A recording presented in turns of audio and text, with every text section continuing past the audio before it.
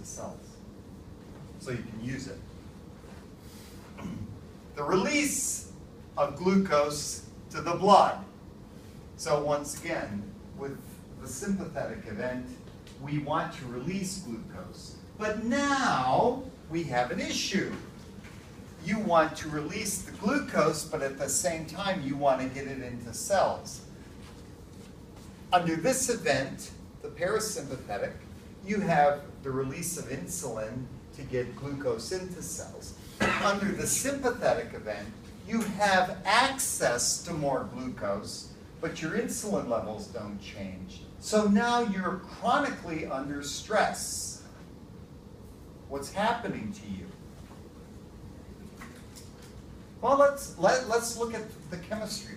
So if you're chronically under stress, you're releasing glucose to the blood. Your blood glucose levels are going to go up. What's that do to your blood pressure? It goes up. Oh, your blood pressure goes up. This, your glucose levels go up. This is probably in combination with decreasing sensitivity of cells to insulin, so that your glucose levels now stay high because you can't get glucose into cells. Insulin only allows glucose to enter cells. It does nothing for metabolism. So, okay? Does it increase the chance of having diabetes? It does, yeah, it does, ultimately, yeah. But during a sympathetic event, you have high glucose in your blood, and you have high blood pressure. And if it's chronic, you're probably going to shift over. You can stimulate a sympathetic event kind of by becoming diabetic. Diabetes drives your blood pressure up chronically, drives your glucose up. It's just like being in a permanent sympathetic event. And it's very hard on all of your organ systems. Gallbladder inhibits the gallbladder, excites the gallbladder. So under a parasympathetic event, you can dump bile and bile salts so you can digest food. Under a sympathetic event, you can't. Kidneys, no effects. Promotes renin, causes vasoconstriction. So now, this is complicated. Depends on where blood vessels are as to what happens. So within the kidney, we see vasoconstriction. If I have vasoconstriction of the blood in the kidney, that's going to decrease filtration, right? You need to have increased blood flow to filter the blood to make urine. Remember, sympathetic event, you're not peeing. One of the reasons you're not peeing is because you're not making urine. Now, if you're not peeing, where's that fluid?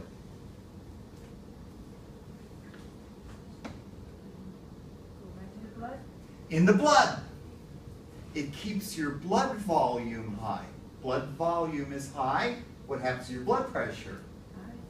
It's also high. Yeah. All of these little steps in here are contributing to keeping your blood pressure up. Your penis, if you have one. Parasympathetic events, vasodilation, blood vessels open, penis fills up with blood, erection. Sympathetic events, you have an ejaculation. Guys and women, get these in the correct order. Parasympathetic, then sympathetic. Because if you get them backwards, it doesn't work. As somebody in some psych class said, to remember this that's right, to remember this proper sequence, it's point and shoot. So, vaginas and clitoris causes erection of the clitoris, vasodilation, once again, vaginal lubrication. So, vaginal lubrication comes out as a result of the relaxed blood vessels, high blood flow. High blood flow means you can have more fluid available. Contraction, I love this, contraction of vagina. We call that an orgasm, all right? If your vagina contracts, it's either an orgasm or something really weird. Yes. Blood vessels, no effects, a lot of stuff going on. Depends on where you are in your body as to what the effects are. Constriction of most blood vessels has to do with raising blood pressure.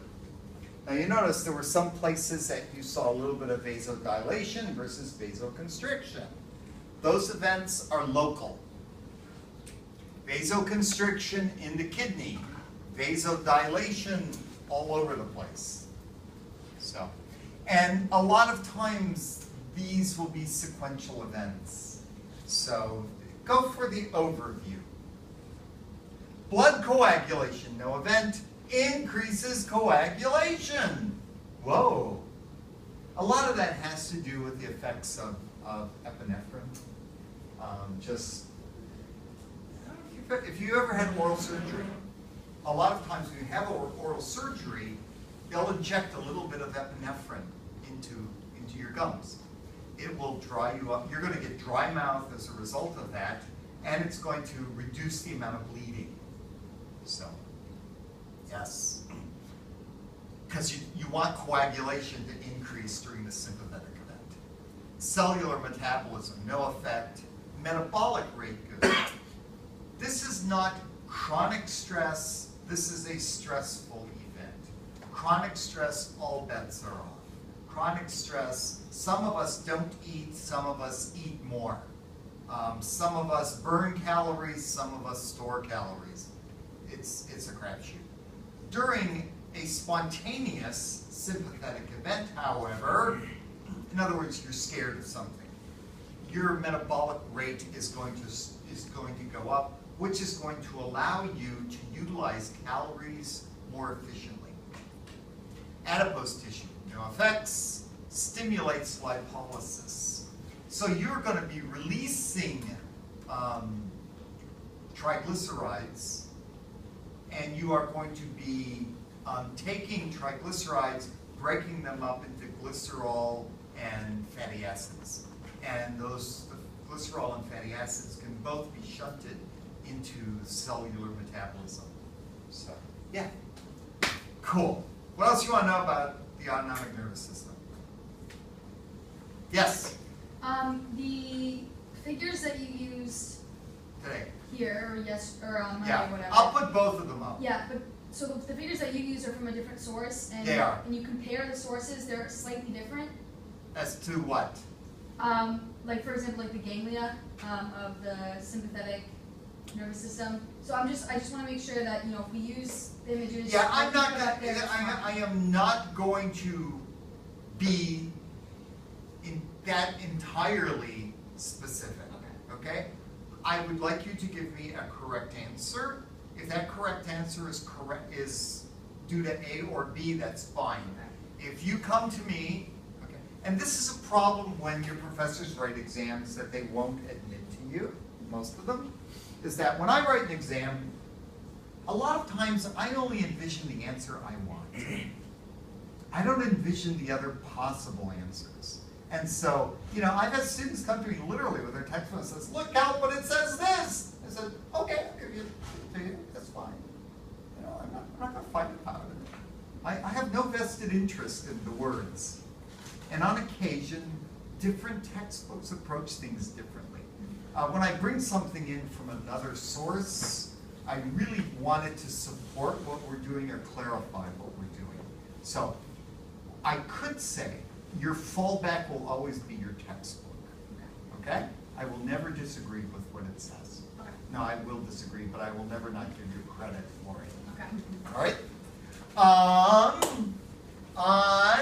Let's see, when's your next exam is into the 28th. So, we want to do a drawing next week. So we'll do a practice one on Monday, and then a counting one on Wednesday. So what should we practice on Monday? Something with the autonomic nervous system. You said you were going to do today? I'm sorry? You said you were going to do today. Oh, yeah, I'm sorry, I've had a really bad day today. It's been a rough day. No, we're not gonna do a drawing today, sorry. I didn't get my act together. And somebody brought in pie, so I had to take a pie break. But no, I was solving student problems. I have a problem student. And I'm trying not to be mean. So we're not gonna do a drawing today. What did I say we were gonna draw today? You said you can practice it. It was gonna be anything from yesterday's, Yeah. okay, all right. So, you're ready to do that? We'll do it on Tuesday, on Monday of next week, okay? We'll do it, so that's the autonomic stuff from yesterday. From Monday's lecture will be to draw on Monday. And then on Wednesday, we're gonna have a counting drawing. For what? I don't know, anything I want, okay? It's gonna be chicken brains.